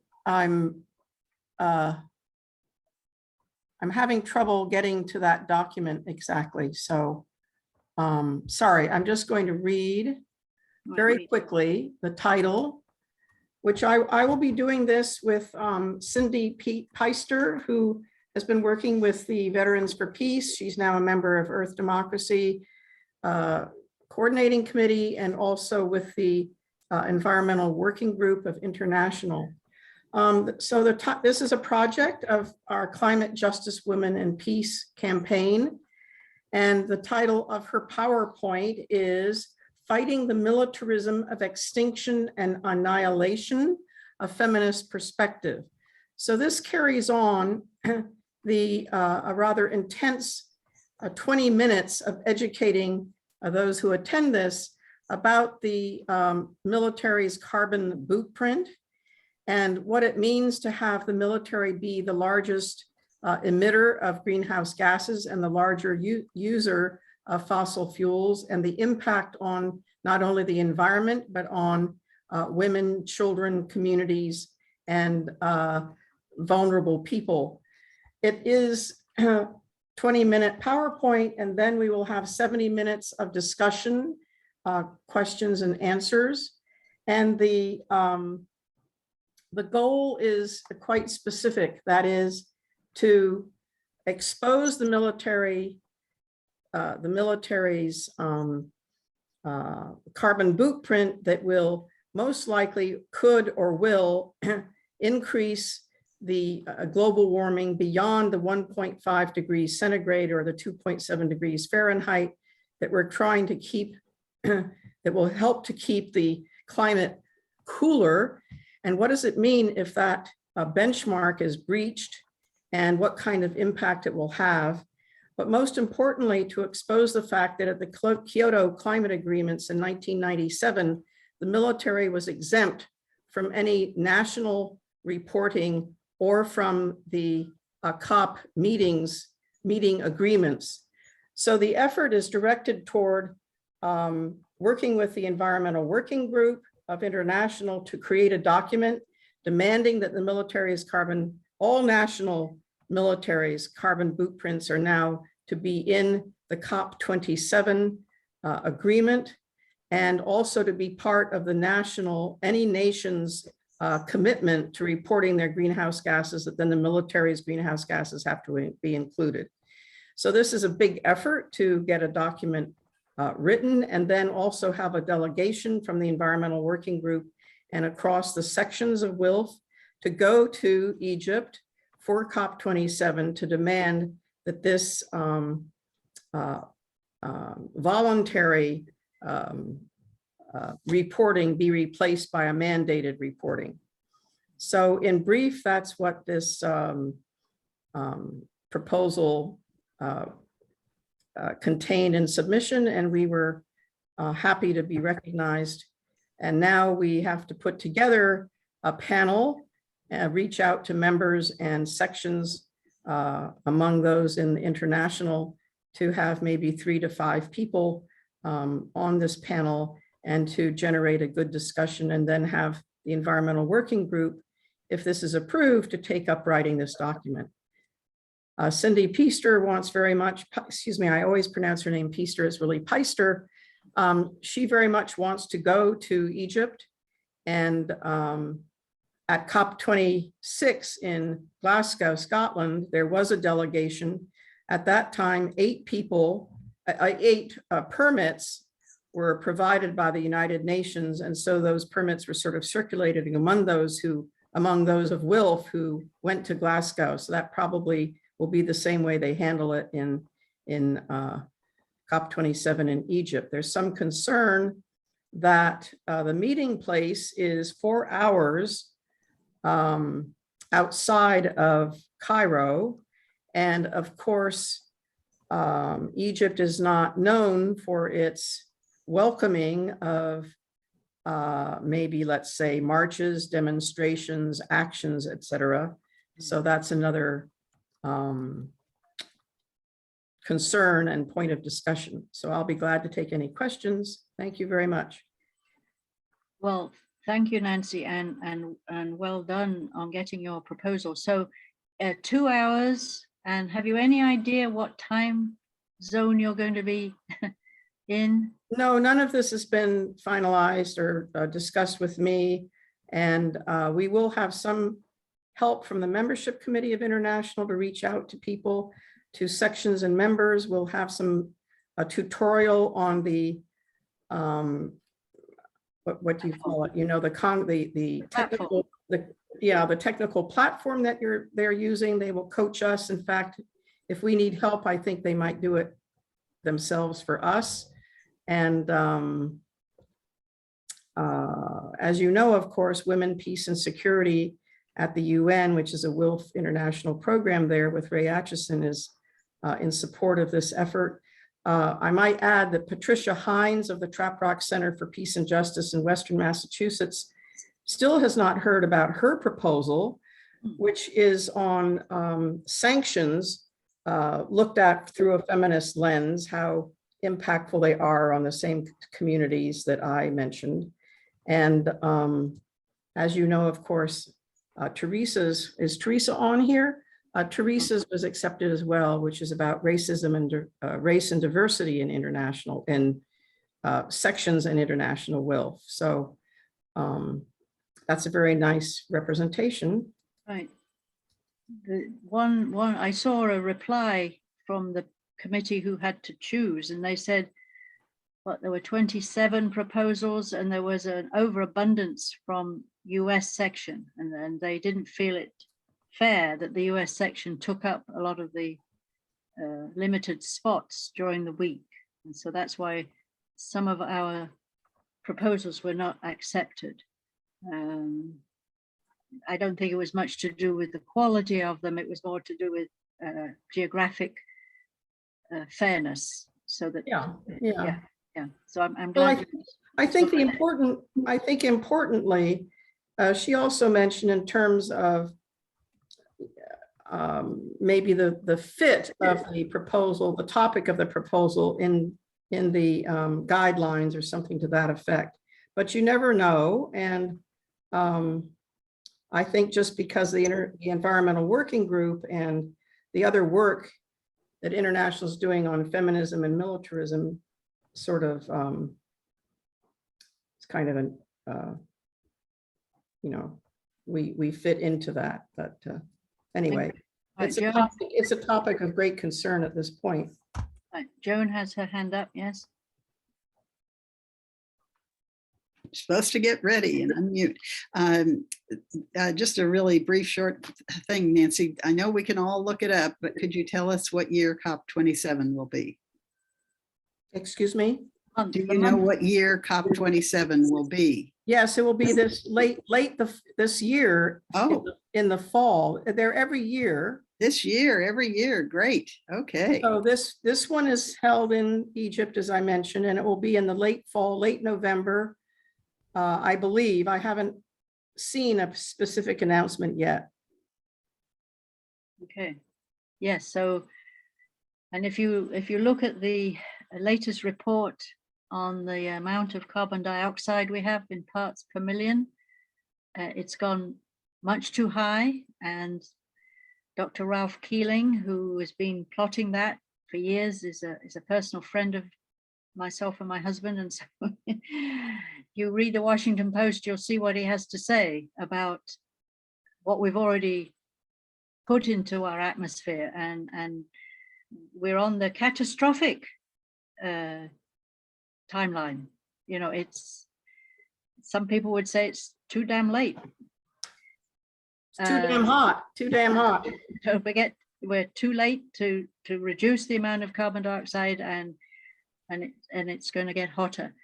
Well, I think the point, I would like to say that we're also going to be doing a toolkit, but I think what's important in this is that if we can keep it below 1.5 and begin to reduce, that the residual, you know, the warming that's going on has to play itself out, of course. But if we can reduce and keep it below 1.5, then we have some sort of chance.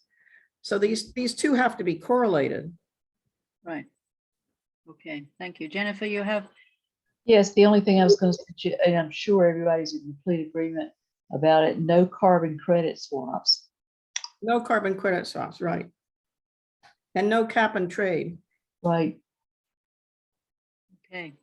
Fine, thank you very much. We are past where, so we had hoped that Michael Ippolito would be here, and he's not crept in while I wasn't noticing. Am I right? Correct. I will give a very brief update. Yes, please. Michael anticipates having a lot more time after the 30th of the month when his school year ends to be posting to social media. Some of you may recall that Nikki Abeledo had created a Google document for people to fill out who wanted to request social media posts and specifically to give input on content. So I've raised with Michael, how could people on the program committee, the issue committee chairs, give content input for social media posts? So he's working on that. Please think about what kind of content would you want him to post about. And we're trying to facilitate the way that works. Images that you can provide to go with the content are always helpful if they're good images. If you don't have any good images, then he'll have to deal with it. But it really makes a difference if you have a good image to go with your content. So that's the update for now. Thank you.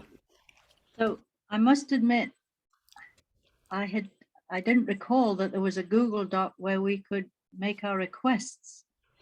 That was under Nikki, and so she's gone. Her Google document is still there, but Michael doesn't have any access to it, so I suggest you not post stuff there.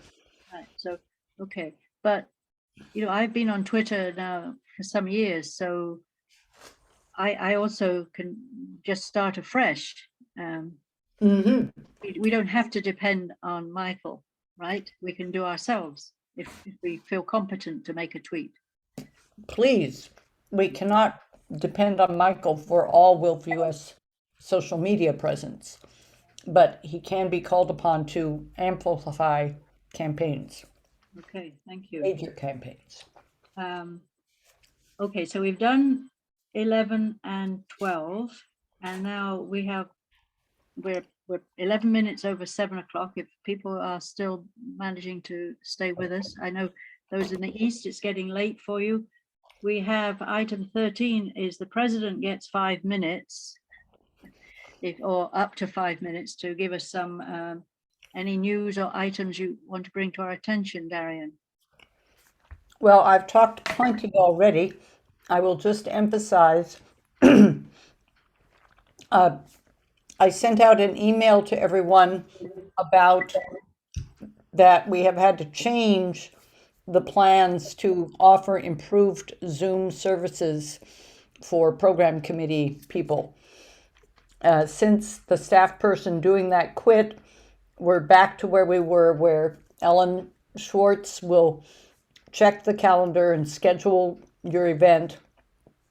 But then it's up to you to get the password and post, create the invitation to your event unless Ellen agrees to make it for you, which she often will. But you're going to have to open your event and be the host, the Zoom host, and hopefully cope with the technology. Ellen can answer questions you may have. I had really hoped to have this handled differently, but we're back to where we were. So I sent that email out this afternoon. The new surprise is we're asking people who get the password for the WILPF Zoom account, which is necessary in order to start the Zoom meeting for your committee. To get that password, we're going to ask you to send an email saying, yes, I agree to the confidentiality agreements or confidentiality commitment or whatever it's called. So unfortunately, I forgot to attach that when I sent out my email, but after this meeting, I will send out the email again with the attachment included. And it's pretty straightforward. And the Ellen you are talking about is Ellen Schwartz, just to be clear. Thank you, yes. Joan, you have a question? Yeah, just very briefly, Darien, if we went through that process of the confidentiality agreement when we were working with Linda, do we need to do it again, probably? You do not. Thank you, good question. She was forwarding those documents to Chris, who's keeping track of them. Wonderful, thank you.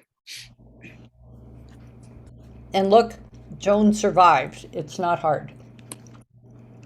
So Disarm, we have our own Zoom account, and so that's what we tend to use for our committee meetings.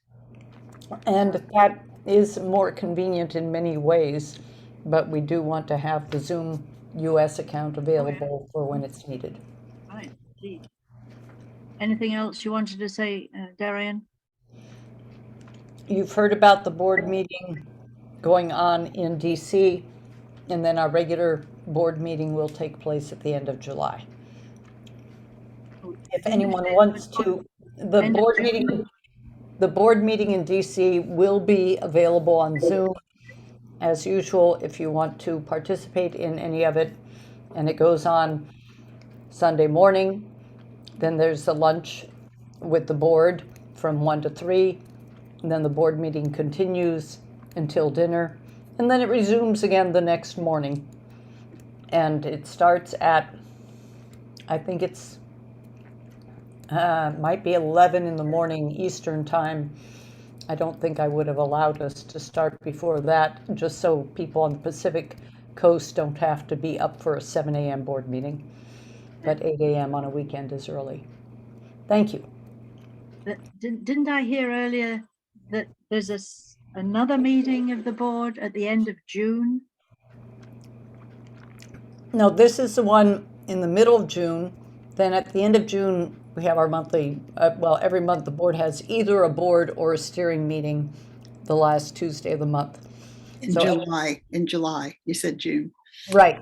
End of June, we have our steering meeting. Thank you for that correction. End of July, we have the board meeting, and I constantly mix up the 2 months. So, but I heard a discussion between you and Philip about at which board meeting will the brand new issue committee put to the vote of the board. Which meeting is that?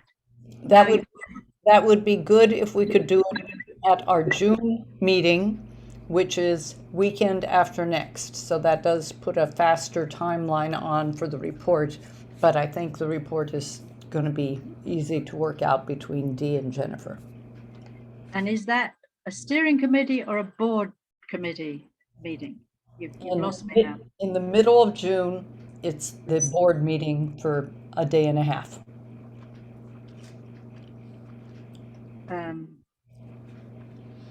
And the steering committee is at the end of June? Yes. We may or may not have that meeting that was being discussed, but that's a lot of meetings, I think. Right. It's unusual. On Juneteenth, Sunday, June 19th, that's when the board meeting meets pretty much all day, except for that brunch event or lunch or whatever it's called. Okay, and that's when the suggestion that we accept a new issue committee will be put to the vote, will be on your agenda. Either that day or the next morning. Okay, thank you. I got that sorted. I'm sorry, you're talking about adding the paperwork, the proposal is going to be at the board meeting in the retreat, or We would like that if at all possible. that's a lot. Can we not do that more toward the end of June for the steering committee, or? It's not a steering committee action, it's a board action. Okay, but the steering committee is basically everything plus additional people, and they would not vote, correct? Correct.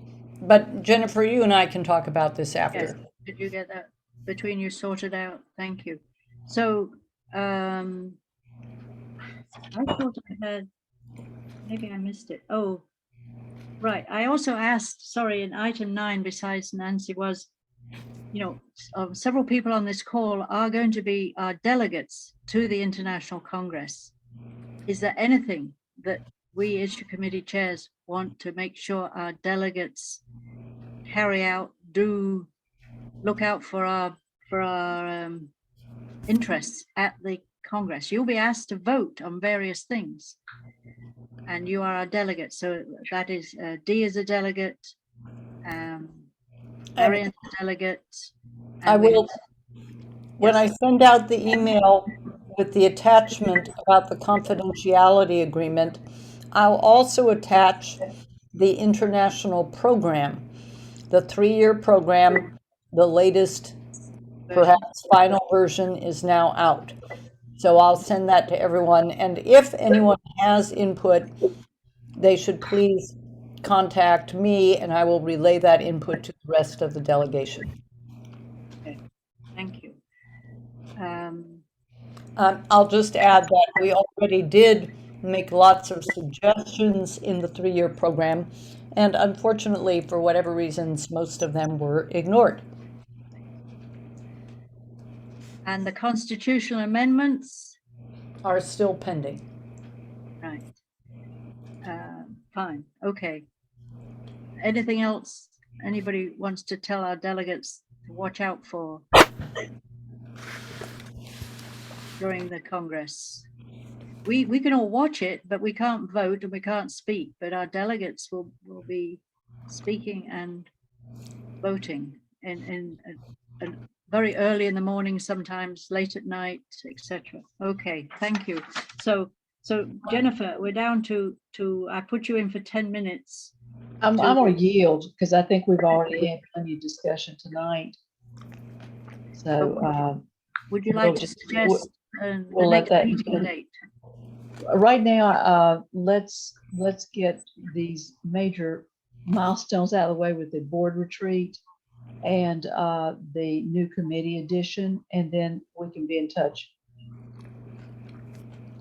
Okay, can we at least ask if, you know, we've been meeting, the program committee's had this habit of meeting at 5 o'clock Pacific, 8 o'clock Eastern on the first Tuesday of the month. Well, that conflicts with stuff that is going on, I think, with some other issues. That's why I'd like to get this. I'd like to get June out of the way, and then we can talk about that afterwards. Okay. Right. It was mostly, I just want to get a feel that people are at least comfortable with a 5 o'clock, 8 o'clock timing. Or is it a problem for anyone that we know of? It might be another way to put it too. Coming in in June? No, any time. Ongoing. Ongoing. Whenever this assemblage of people have to meet, we've tended to meet at 5 and 8. And the next scheduled meeting would be in August. We had been meeting every other. All right, let's go ahead and set that date then. Pardon, Jennifer? Let's go ahead and set that date. You'd like to set that date? Yes, the bottom line is if something changes, we can all get together, but let's go ahead and stick with that for now. All right, so that would be, let me look at my little thing here. that be the 2nd of August? It's the first Tuesday, right? Right, we're on the 7th, happens to be. So tentatively, there will be a program committee meeting 2nd of August, Tuesday, 2nd of August, 5 or 8 p.m. Right. So let's at least all put that in our calendars and save that space. So don't let anybody else, and then as time goes on, it'll become clearer if that's indeed going to happen. So thank you very much. So Jennifer's yielded the rest of her time, and you know, email is a marvelous feature. We can all send emails to each other and keep in touch that way. And please, you know, look at your email, open the attachments, and so Darien, you've been taking some notes, and there's a there will be a recording. I think you can stop recording now, Ellen Thomas, and you will